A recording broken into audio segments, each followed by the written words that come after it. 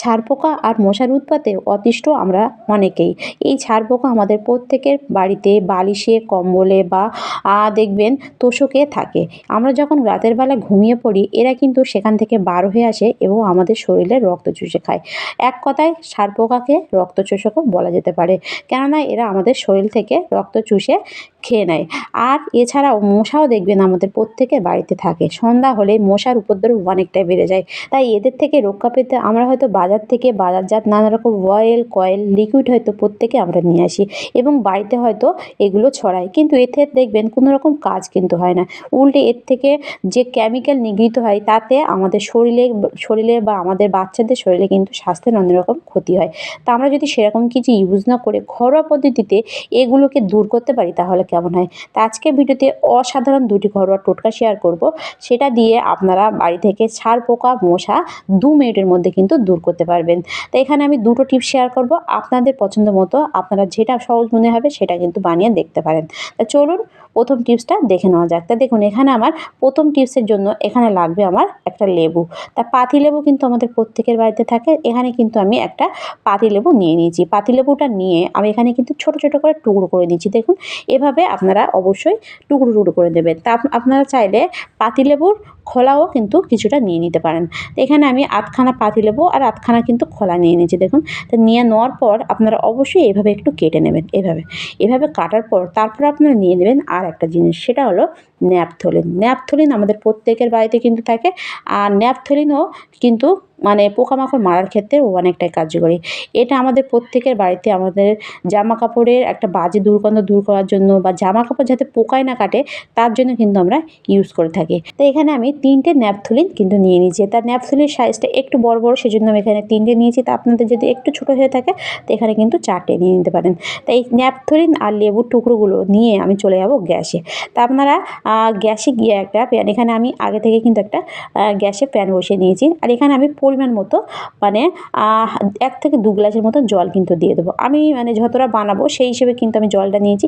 তা আপনারা যতটা বানাবেন সেই হিসেবে কিন্তু জলটা নিয়ে নিতে পারেন। তাই এই রেমেডিটা বানিয়ে আপনারা কিন্তু অনেক দিন পর্যন্ত বাড়িতে রাখতে পারেন।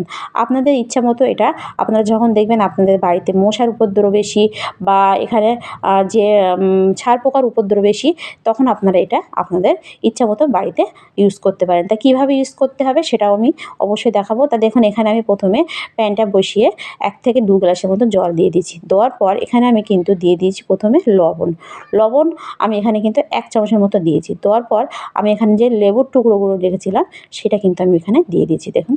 এভাবে দেওয়ার পর এটা একটু হালকা গরম করে নিতে হবে দেখুন। এভাবে ভালোভাবে একটু গরম করে নেওয়ার পর যখন দেখবেন জলটা একটু গরম হয়ে আছে তখন আপনারা কী করবেন দিয়ে দেবেন ন্যাপথলিন। এখানে আমি যে 3টে ন্যাপথলিন নিয়ে নিয়েছিলাম সব আমি কিন্তু এখানে দিয়ে দিয়েছি। তো দেখুন তো ন্যাপথলিনটা দিয়ে এটা কিন্তু ভালোভাবে একদম ফুটিয়ে নিতে হবে। কেননা ন্যাপথলিন ঠান্ডা জলে কিন্তু গলে না। আর এটা মানে ভালোভাবে ফুটিয়ে নিলে তারপর কিন্তু জলের সঙ্গে ভালোভাবে মিশে যাবে। তো দেখুন এখানে কিন্তু জলটা ভালোভাবে ফুটছে। এভাবে কিন্তু জলটা ফুটিয়ে নেবেন তাহলে দেখবেন লেবুর যে নির্যাস বলুন বা এখানে ন্যাপথলিনটাও খুব সুন্দরভাবে গলে যাবে আর লেবুর নির্যাসটাও কিন্তু খুব সুন্দরভাবে বেরিয়ে আসবে। তো এখানে ভালোভাবে ফোটানোর পর এখানে আমি কিন্তু নামিয়ে নিয়েছি দেখুন। তো এভাবে নামিয়ে নেওয়ার পর এটা কিন্তু একটু ঠান্ডা করতে হবে। ঠান্ডা করে তারপরে কিন্তু আপনারা ইউজ করবেন।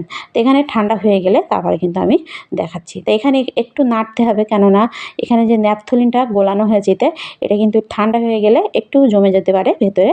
সেজন্য একটু আপনারা একটু এটা একটু নাড়বেন তাহলে দেখবেন ন্যাপথলিনটা কিন্তু বসে যাবে না। আর এখানে এটা আমি ঠান্ডা হয়ে গেলে এতে দিয়ে দেবো আরও 2টো জিনিস। তো এখানে আমি নিয়ে নিয়েছি ১ চামচের মতো সার্ফ। তা সার্ফ আমাদের প্রত্যেকের বাড়িতে থাকে। যে কোনো সার্ফ এখানে আপনারা দিয়ে দেবেন। তা এটা যে পোকামাকড় মারার ক্ষেত্রে বিশেষ করে যে এখানে ছার পোকা দূর করার ক্ষেত্রে বা মশা দূর করার ক্ষেত্রে কিন্তু এটা অনেকটা কার্যকরী। আর এখানে কিন্তু আমি সার্ফটা দেওয়ার পর এখানে কিন্তু বেশি নাড়িনি কেননা বেশি নাড়লে কিন্তু এটা ফেনা হয়ে উঠবে। আর বেশি ফেনা হলে এটা কিন্তু একটু ইউজ করতে অসুবিধা হতে পারে। তা সেজন্য অবশ্যই এখানে ২ থেকে ৩ বার আপনারা নাড়বেন। নাড়ার পর তারপর আপনারা নিয়ে নেবেন আরেকটা জিনিস সেটা হলো হলো ডেটল। ডেটলও আমাদের প্রত্যেকের বাড়িতে থাকে। তা ডেটল, স্যাভলন বা সুথল আপনারা এখানে যা ইচ্ছা কিন্তু দিয়ে দিতে পারেন। তো এখানে আমি কিন্তু 1 টেলার মতো ডেটল কিন্তু দিয়ে দিচ্ছি। তো ডেটলটা দেওয়ার পর এটা আপনারা একটু নেড়ে দেবেন। নাড়ার পর এটা আপনারা একটু ছেঁকে নেবেন, কেননা এতে যে লেবুর খোলাটা আছে এর জন্য ইউজ করতে আপনাদের একটু অসুবিধা হতে পারে। তা সেজন্য অবশ্যই আপনারা একটু চা ছাঁকুনি নিয়ে আর একটা পাত্র নিয়ে আপনারা এটা ছেঁকে এটা এই যে খোলাটা আলাদা করে নেবেন। তো এখানে দেখুন আমি কিন্তু ভালোভাবে ছেঁকে নিচ্ছি। তো এভাবে ছাঁকার পর তারপর আপনারা নিয়ে নেবেন একটা স্প্রে বোতল। তো আমাদের প্রত্যেকের বাড়িতে স্প্রে বোতল থাকে, অনেকের বাড়িতে কিন্তু থাকে না। তো যাদের বাড়িতে থাকে না তারা তারা এরকম ধরনের যে ছোটো ছোটো স্প্রাইটের বোতল বা কোল্ড ড্রিঙ্কের বোতলগুলো থাকে এটাও আপনারা কিন্তু নিয়ে নিতে পারেন। তা আমি এখানে কিন্তু এই বোতলটা নিয়েছি। তো এই বোতলটা নেওয়ার পর এতে আমি এই সবটা কিন্তু ঢেলে নেব। আর এটা আপনারা বানিয়ে কিন্তু 1 থেকে 2 মাসের মতো কিন্তু স্টোর করে রাখতে পারেন। এটা আপনারা সপ্তাহে 1 দিন বাড়িতে ইউজ করে আবার এভাবে রাখতে পারেন। যেহেতু এর জলটা কিন্তু ফোটানো আছে সেজন্য কিন্তু এটা খারাপ হবে না। এটা আপনারা বাড়িতে বানিয়ে আপনাদের ইচ্ছা মতো আপনারা ব্যবহার করতে পারেন বা অনেক দিন পর্যন্ত কিন্তু রাখতেও পারেন। তো দেখুন এখানে কিন্তু আমার ঢালা হয়ে গেছে। ঢালার পর এই ছিপিটা আপনারা কী করবেন, একটু ছিদ্র করে দেবেন। একটু কাঁটা চামচ গরম করে বা একটা সেফটিন গরম করে একটু ছিদ্র করে নেবেন। তাহলে দেখবেন এটা কিন্তু একদম স্প্রে বোতলের মতো হয়ে যাবে। তা চলুন দেখে নেওয়া যাক এটা আপনারা কোথায় কোথায় কীভাবে ইউজ করবেন। তো দেখুন আমাদের প্রত্যেকের বাড়িতে খাটের তোশকে বলুন, সোফায় বলুন বা বালিশে দেখবেন ছাড় পোকা থাকে। এরা কিন্তু রাতের বেলা এখান থেকেই বেরিয়ে আসে। তো এটা আপনারা কী করবেন, খাটের এরকম তোশকের চারিদিকে আপনারা এটা এভাবে ছড়িয়ে দেবেন। এটা ছড়িয়ে দিলে বা আপনার সোফার চারিদিকেও এটা ছড়িয়ে দেবেন। ছড়িয়ে দিলে দেখবেন এতে যদি কোনো রকম ছাড় পোকা থাকে তারা কিন্তু এর গন্ধে বেরিয়ে আসবে এবং কিন্তু মারা যাবে।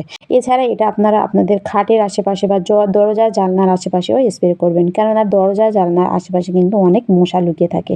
তো এটা যদি আপনারা স্প্রে করেন, এখানে যদি কোনো রকম মশা থাকে তারা কিন্তু এর গন্ধে সেখানে থাকতে পারবে না, তারা কিন্তু সেখান থেকে বেরিয়ে যাবে। এছাড়া দরজা জানলার যে পর্দা থাকে এতেও আপনারা স্প্রে করবেন। এটা কিন্তু শুকিয়ে যাবে কিন্তু গন্ধটা কিন্তু থেকে যাবে। তা বাইরে থেকে মশা আসলেও কিন্তু এখানে মানে ঢুকতে পারবে না। তো এভাবে আপনারা জানালা দরজার পর্দায় বা ঘরের আশেপাশে কর্নারেও স্প্রে করবেন। এখানে দেখবেন কোনো রকম পোকামাকড় কিন্তু এর গন্ধে থাকবে না। তো এভাবে আপনারা প্রথম রেমেডিটা ইউজ করবেন। এরপরে দ্বিতীয় রেমেডিটা বানানোর জন্য এখানে আমি নিয়ে নিচ্ছি একটা পাত্র। দ্বিতীয় রেমেডিটার জন্য আপনারা একটা পাত্র নিয়ে নেবেন কিছুটা নিম পাতা। তো নিম পাতা আমাদের প্রত্যেকের বাড়ির আশেপাশে কিন্তু থাকে। আর যাদের বাড়িতে নেই তারা কিন্তু এরকম গুঁড়ো নিম পাতাও নিতে পারেন। তো আমি এখানে নিম পাতা কিছুটা আমার বাড়িতে আগে থেকে গুঁড়ো করা ছিল। তা সেই নিম পাতা কিন্তু এখানে আমি গুঁড়ো নিম পাতা নিয়ে নিচ্ছি। তা দেখুন, তা আপনারা অবশ্যই নিম পাতা, কাঁচা নিম পাতাও কিন্তু নিয়ে নিতে পারেন। নিয়ে এখানে মানে কাঁচা নিম পাতাটাগুলো একটু কুচি কুচি করে কেটে নেবেন, তাহলে দেখবেন হয়ে যাবে। তা যেহেতু এখানে আমি গুঁড়ো নিম পাতা নিয়ে নিয়েছি, তা নেওয়ার পর তারপরে আমি নিয়ে নেবো আরেকটা জিনিস, সেটা হলো ন্যাপথলিন। ন্যাপথলিনও কিন্তু আমাদের প্রত্যেকের বাড়িতে থাকে। তো এখানে আমি একটা ন্যাপথলিন নিয়েছি। একটা ন্যাপথলিন নিয়ে এটা আমি এই নিম পাতাগুলোর সঙ্গে মিশিয়ে নেবো। তা মেশানোর জন্য এটা আমি ভালোভাবে একটু গুঁড়ো করে নেবো। একটা ভারী কিছু দিয়ে এটা একটু মারলে দেখবেন খুব সুন্দরভাবে গুঁড়ো হয়ে যাবে। তো এভাবে ভারী কিছু দিয়ে এটা মেরে আমি নিম পাতা গুঁড়োর সঙ্গে ভালোভাবে কিন্তু মিশিয়ে নেবো। তো দেখুন এখানে কিন্তু আমার গুঁড়ো করা হয়ে গেছে। তো এভাবে গুঁড়ো করার পর এভাবে একটা চামচ দিয়ে আপনারা কী করবেন, ভালোভাবে একটু এভাবে মিশিয়ে নেবেন। মিশিয়ে নেওয়ার পর এতে দিয়ে দেবেন আর একটা জিনিস, সেটা হলো রসুন। তো রসুনের খোলা আমরা কিন্তু এমনিতেই ফেলে দেই।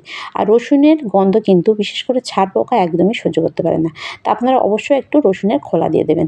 দিয়ে 3টে জিনিস ভালোভাবে কিন্তু মিশিয়ে নেবেন। মিশিয়ে নিয়ে এটা কিন্তু রেডি হয়ে যাবে। তো এটা আপনারা কখন কীভাবে কোথায় রাখবেন, তা চলুন দেখে নেওয়া যাক।